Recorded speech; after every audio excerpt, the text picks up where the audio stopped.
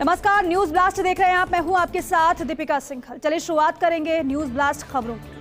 राजस्थान को लेकर कांग्रेस की पहली सूची का काउंटडाउन जारी है। दिल्ली कांग्रेस मुख्यालय में केंद्रीय चुनाव समिति की बैठक हुई। कांग्रेस अध्यक्ष मल्लिकार्जुन खड़गे, राहुल गांधी मौजूद रहे। मुख्यमंत्री गहलोत, केसी वेणुगोपाल, सुखजिंदर सिंह रंधावा, गौरव गोगोई, मधुसूदन मिस्त्री, अजय माकन, सलमान खुर्शीद, अमृता धवन, काजी निजामुद्दीन, पीसीसी चीफ गोविंद सिंह डोटासरा मौजूद रहे बैठक में। राजस्थान में विधानसभा प्रत्याशियों के नामों पर विस्तृत चर्चा हुई है, विस्तार से चर्चा की गई है और आज शाम तक कांग्रेस प्रत्याशियों की एक लंबी सूची जारी हो सकती है। अभी ये कयास लगाए जा रहे हैं। पहली सूची में बड़े नेताओं और मंत्रियों के नाम रहेंगे। सिंगल पैनल वाली सीट के उम्मीदवार भी घोषित होंगे, ऐसा माना जा रहा है। जिन सीटों पर ज्यादा विवाद की स्थिति, उनके नामों को होल्ड रखा जाएगा। कई पूर्व सांसदों को भी पार्टी दे सकती है विधानसभा का टिकट। निर्दलीय और बसपा से कांग्रेस में आए विधायकों के नामों पर मंथन हुआ है। निर्दलीय और बसपा से कांग्रेस में आए विधायक कांग्रेस के टिकट पर लड़ सकते हैं चुनाव। 49 नामों पर केंद्रीय चुनाव समिति की बैठक में मोहर लगी है। तो देखिए, सूची का इंतजार किया जा रहा है, काउंटडाउन भी जारी है, लेकिन अब ये देखना होगा कि क्या आज तक सूची आएगी या फिर इसमें समय लगेगा। अभी कल होगी भाजपा केंद्रीय चुनाव समिति की बैठक। भाजपा कोर ग्रुप की बैठक कल दिल्ली में हो चुकी है आयोजित। आपको ये भी जानकारी दें कि कोर ग्रुप की बैठक में 69 भाजपा विधायकों के नामों पर चर्चा हो चुकी है। अब इन नामों को रखा जाएगा भाजपा केंद्रीय चुनाव समिति की बैठक में।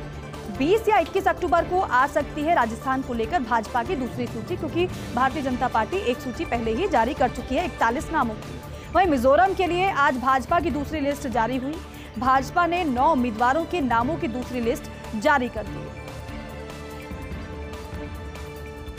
आगे बढ़ेंगे खबरों में। राम मंदिर निर्माण के साथ ही होगा अयोध्या का कायाकल्प। जी हां, कुल 1852 एकड़ जमीन पर नव्य अयोध्या बसाने की तैयारी है। 3 गांवों की जमीन पर बन रही है ग्रीन फील्ड टाउनशिप, यानी कि नव्य अयोध्या। 80 देशों के गेस्ट हाउस, मठ, मंदिर, आश्रमों के लिए जमीन आरक्षित है। नेपाल, श्रीलंका, दक्षिण कोरिया ने मांगी है 5-5 एकड़ जमीन। 15 राज्य कर चुके हैं जमीन की मांग। गुजरात की बात करें तो गुजरात को जमीन आवंटित है। अब तक 10 राज्यों सहित कई बड़े मंदिरों के लिए जमीन आरक्षित की गई है। नव्य अयोध्या में होटल, मॉल, स्कूल, कॉलेज का भी निर्माण होगा। प्रोजेक्ट की 1407 एकड़ जमीन में खरीदी जा चुकी है 90% जमीन। पहले चरण की बात करें तो पहले चरण का काम दीपावली के बाद शुरू होने के आसार नजर आ रहे हैं, क्योंकि अब तो तारीख भी बता दी गई है। जनवरी में राम मंदिर का उद्घाटन कर दिया जाएगा, रामलला जिसमें विराजमान होंगे। वहीं पत्रकार सौम्या विश्वनाथन हत्याकांड पर साकेत कोर्ट का फैसला आज सामने आया। सभी 5 आरोपी हत्या के मामले में मकोका के तहत दोषी करार दिए गए हैं। रवि कपूर, अमित शुक्ला, अजय कुमार, बलजीत मलिक, अजय सेठी, इन 5 आरोपियों को 2008 में हुई हत्या के मामले में अब सजा मिलेगी, क्योंकि कोर्ट की तरफ से बड़ा फैसला दे दिया गया है। दोषी करार इनको दिया गया है। मार्च 2009 में गिरफ्तारी, फरवरी 2010 में हुआ था ट्रायल, 30 सितंबर 2008 को हुई थी पत्रकार सौम्या विश्वनाथन की हत्या। दक्षिण दिल्ली के वसंत कुंज इलाके में कार में मृत मिली थी सौम्या। फॉरेंसिक रिपोर्ट के मुताबिक सिर में गोली लगने से हुई थी मौत। चलिए बात अब इजराइल और हमास के बीच जो जंग हो रही है उसकी कर लेते हैं। इजराइल और हमास के बीच युद्ध का कच्चे तेल पर देखिए असर। अंतर्राष्ट्रीय बाजार में $90 के पार कच्चा तेल पहुंच गया है और इसी की आशंका पहले जताई जा रही थी कि अगर ये युद्ध बहुत लंबा खिंच जाता है तो फिर कच्चे तेल के दाम बढ़ेंगे, जिससे कि पेट्रोल डीजल के दाम भी फिर बढ़ जाएंगे। भारतीय कंपनी द्वारा पेट्रोल डीजल के नए रेट्स जारी कर दिए गए हैं। कई राज्यों में तेल के दामों में दर्ज की गई गिरावट। तो वहीं महाराष्ट्र में पेट्रोल की कीमत में 50 पैसे और डीजल में 46 पैसे की गिरावट दर्ज हुई है। उत्तर प्रदेश में पेट्रोल डीजल की कीमत में 21 पैसे की गिरावट आई है।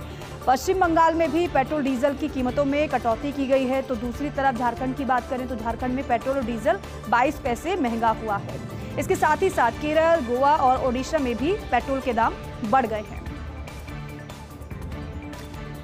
केरल में बनती है इजराइल पुलिस और जेल कर्मियों की वर्दी। आपको बताएं कि कन्नूर के कुथुपरंबा में मरियन अपैरल को वर्दी का ठेका मिला है। 2015 से इजराइल के लिए हर साल 12,000 वर्दियों का ठेका। कारखानों में 1500 कर्मचारी, इनमें से ज्यादातर महिलाएं हैं।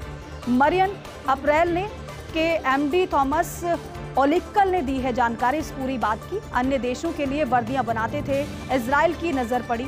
अब इजराइल पुलिस के 2 अधिकारी 10 दिन कारखाने में रहे। इसके बाद तेल अवीव से मिला वर्दियों को बनाने का बड़ा ठेका। और वहीं हाईकोर्ट को 17 नए न्यायाधीश मिले हैं, जिसमें अगर राजस्थान की बात करें तो राजस्थान को 3 मिले हैं जज। देश भर के 8 हाईकोर्ट को मिले हैं 17 नए न्यायाधीश। गुजरात और त्रिपुरा हाईकोर्ट को मिले हैं 1-1 नए जज। आंध्र प्रदेश, बॉम्बे, केरल, दिल्ली, छत्तीसगढ़, गुजरात, कर्नाटक और त्रिपुरा हाईकोर्ट को भी मिले हैं नए न्यायाधीश। केंद्र सरकार ने नियुक्ति को मंजूरी दे दी। कॉलेजियम ने केंद्र को भेजी थी नियुक्ति की सिफारिश और उसके बाद मंजूरी मिली। मंजूरी के बाद यहां पर घोषणा हो गई। वहीं पंजाब हरियाणा हाईकोर्ट को भी मिलेंगे 5 न्यायाधीश। सुप्रीम कोर्ट कॉलेजियम ने 5 नामों की सिफारिश की। नियुक्ति के लिए 5 वरिष्ठ अधिवक्ताओं के नाम की सिफारिश की।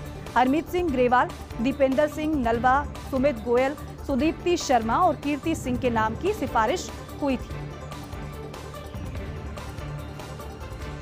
वहीं राजस्थान की बात करें तो राजस्थान हाईकोर्ट को मिले हैं 3 नए न्यायाधीश। सुप्रीम कोर्ट कॉलेजियम की सिफारिश को मंजूरी मिलने के बाद ये नाम सामने आ गए। केंद्र सरकार ने सुप्रीम कोर्ट कॉलेजियम की सिफारिश को मंजूरी दी।